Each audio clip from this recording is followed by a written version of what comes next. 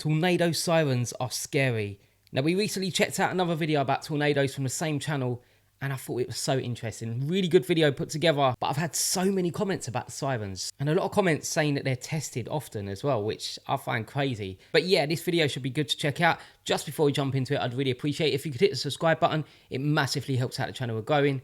We're going to just jump straight in and press play. Tornado sirens. Picture the scene. You're out chilling on your front lawn. There's a tornado watch, and all of a sudden, dark clouds roll in. There's an eeriness in the atmosphere. The birds stop chirping. The leaves have turned over. And there's an old lady down the street who claims that there's a pain in her knee, which only comes before severe storms. I've felt these pains like this for a long time. And you're looking around, and then all of a sudden... Oh. What is that? Here we go again. It's the tornado crazy. siren sound, and it's just straight up terrifying. These things sound creepy there's so many and types. scary as heck, but they sound scary for a reason. They serve an important role in warning you of an impending danger, such as a tornado or an atomic bomb. We'll get to that. Even the shape of these things is scary. I mean, that square horn shape, they look scary, they sound scary. Perhaps that's why they make such great creepypasta internet lore cryptids. I've never seen this before.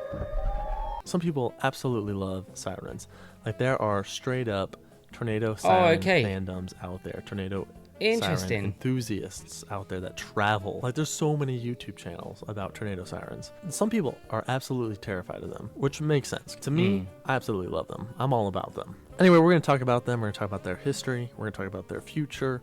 We're going to talk about different models, different sounds. We're going to talk about what I think are the creepiest sounding tornado sirens, aka civil defense sirens, aka air raid sirens, because technically they're not meant for tornadoes. But before we get into any of that, be sure to subscribe for more tornado-related content. Let's get into the video. Now, first things first, let's quickly talk about the history of sirens. Back in 1799, a Scottish physicist by the name of John Robison invented the very first siren. His initial intentions were to use his invention for the creation of beautiful music. His device used a high-speed rotating disc with uniformly spaced holes all around it to make noise when a jet of air is propelled through it. Robison's innovation was further improved on in the 1800s by Cagnier de la Tour and Professor Joseph Henry. Here's an example of what Cagnier de la Tour siren sounded like.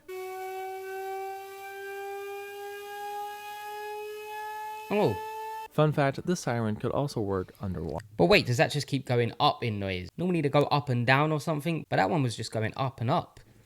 Many sirens of the 1800s were steam-powered and often used as foghorns for lighthouses. Skipping ahead to the 20th century, we have the oldest still-in-use siren today.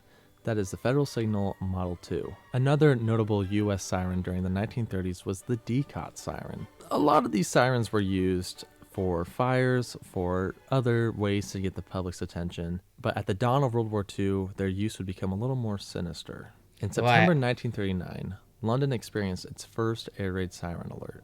And during World War II, the use of air raid sirens would become standard. No time now for asking what to do, where to go.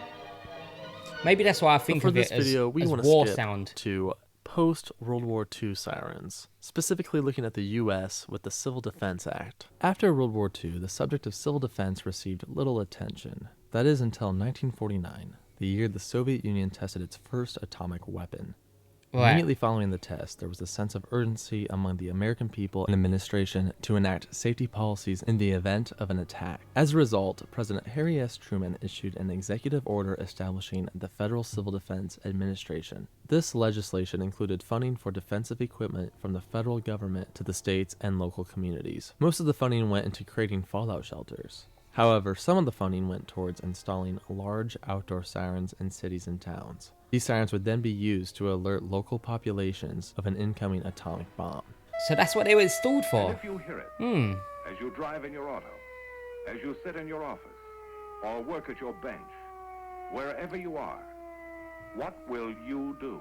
Of course, this channel is about tornadoes, not about nuclear bombs.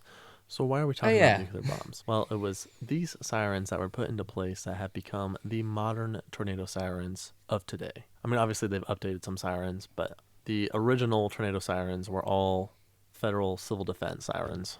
Okay, but when did they start using sirens with tornado warnings? Well, let's talk about the history of tornado warnings real quick. During the 1880s, Sergeant John P. Finley of the U.S. Signal Corps conducted studies on tornadoes and the circumstances surrounding them. Using his observations, Finley started issuing tornado alerts for long periods of time over a wide geographic area, very comparable to the tornado watches we have today. Edward S. Holden created a short-term local tornado warning system based on Finley's research. This idea consisted of telegraph wires. I've just realised that back then, you didn't know that a tornado was coming. So at the moment, yeah, it's a little bit scary, a little bit freaky, the siren noise. But can you imagine without the siren? You just look out the window and there's a tornado coming across towards your house. That seems absolutely crazy. Around the southwest corner of a town that would snap in strong winds. Alarm bells and a cannon would then automatically sound in the town in the event of a damaged telegraph circuit. Wow. Which would be terrifying and cool. A cannon.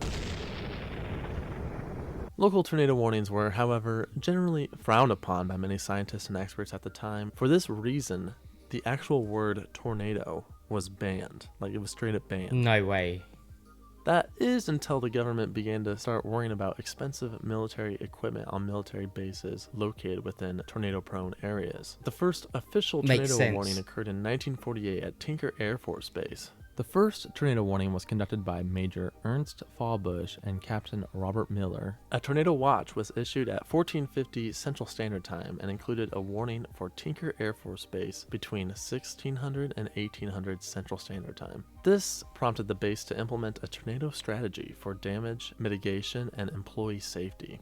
Around 1800 Central Standard Time, a tornado struck the base, verifying the warning and ushering in the modern era of tornado warnings. The very first use of a civil defense siren to warn a community of an incoming tornado happened on June 11th, 1958 in Wichita, Kansas, 1958. a day after the infamous El Dorado tornado. However, this was a pretty exceptional event because technically civil defense sirens were not to be used for natural disasters. They're meant strictly for nuclear bombs. The fact that Wichita used those, I'm glad they did. Alright, I'm glad they did, but they probably weren't allowed to do so. This means that almost all of the tornado warnings throughout the 50s and the 60s had no tornado sirens to accompany them. That would all change in the 70s, when President Richard Nixon's term saw a number of notable natural disasters, specifically Hurricane Camille in 1969. And this led the government to permit dual use of sirens for both atomic attacks and natural disasters. Yeah, okay, that so makes what are sense. the different tones, models, and types of sirens? Does it make that noise? So you have two basic siren designs. Okay. You have the electromechanical, aka classic siren design. I'll be honest, before watching the video about tornadoes, I knew nothing about sirens. I didn't know there's so many different types of sirens as well. I just thought there'd be one type and that was standard. But yeah, this is interesting. Which has a chopper that spins super fast from an electric motor, which sucks in air through little holes. Then you have electronic sirens that are literally like electric speakers, like that you have in stadiums and places like that.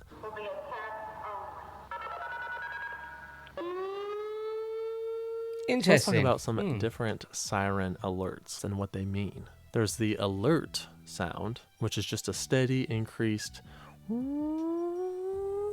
This is typically used for tornadoes, at least historically speaking. It's been used for tornadoes and other natural disasters.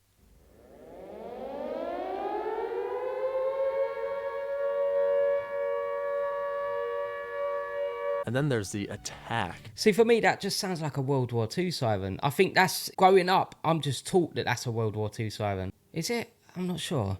Tone, which is, it goes up and down, back and forth. It sounds a little bit like this. I'm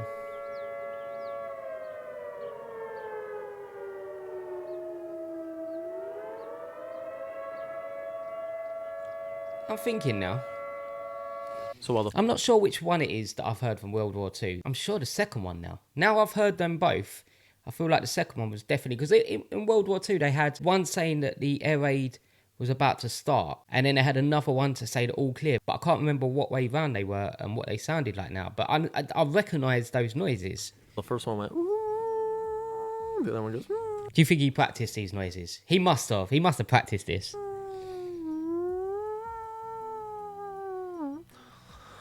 In a rare instance, there's a high-low sound, which is sometimes used for fires, but can be used for other purposes. Sounds like this. Oh, I'd recognise that as a and fire. And there's the creepiest of all of them, the alternating wail, which kind of mixes the high-low with the attack mode, and it sounds like this. Yeah, that would freak me out. Easily the creepiest sound of all of them. And we'll talk more about that later. All right, let's talk about some siren tones. First off, you have a single tone siren, which can be at different pitches, but it sounds like this.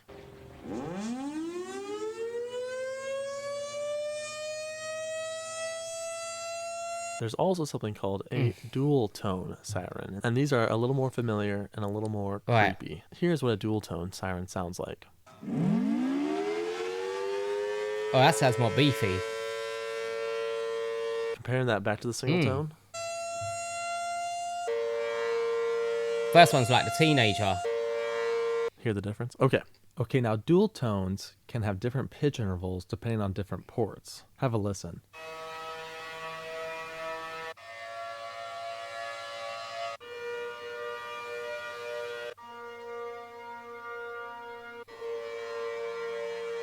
Can you hear the different pitch intervals? To me, the 810 sounds creepier. It's just got this like slightly angelic but slightly scary vibe to it. Okay, I didn't and know when there were you're so in many. An area, usually there's multiple sirens, sometimes different models. So you're not just getting one siren, you're getting like a couple sirens that are rotating around, little Doppler effect action, creating different pitches and noises, and it all adds up to this really kind of eerie atmosphere.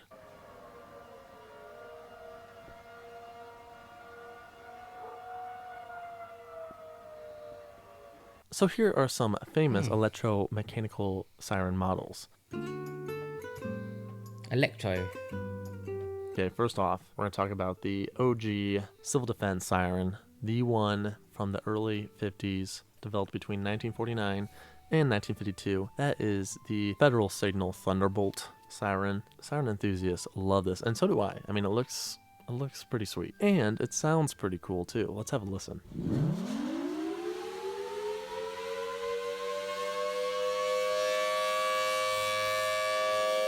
There are three different models of this. There's the 1000 single tone model, the 1000T dual tone, and the 1003, which can do that alternating well. I'm just thinking, if that was next to your house, because I had a lot of people in the comments saying that they test these, and they get tested fairly often. Let me know if you just got used to the sound of a siren when it's getting tested, or does it still catch you every time? Does it still make you like, oh, what's going on? So that's the Thunderbolt. Other notable mechanical federal sirens include the 2T-22, the 3T-22, the STH-10. What is this one at the top? That looks like it's going to be loud. That looks like it's going to be very loud. The 2001 model. The 2001 model is very, very common in like modern towns. It's still electromechanical, it's not electronic. Another noteworthy brand is the Alerting Communicators of America, or ACA. They have a few different electromechanical siren designs. The most notable are the Screamer, the Cyclone, the Hurricane, the Penetrator, and the Screamer. Moving on to electric. My favorite electric siren is definitely the Federal Signal Modulator. These have also been called the Chicago Siren and the Scary Tornado Siren. That looks like a little bit like a 4G aerial. Doesn't look like a siren to me. The reason why they're called that is these have the ability to create that alternating wail sound that I talked about earlier in the video.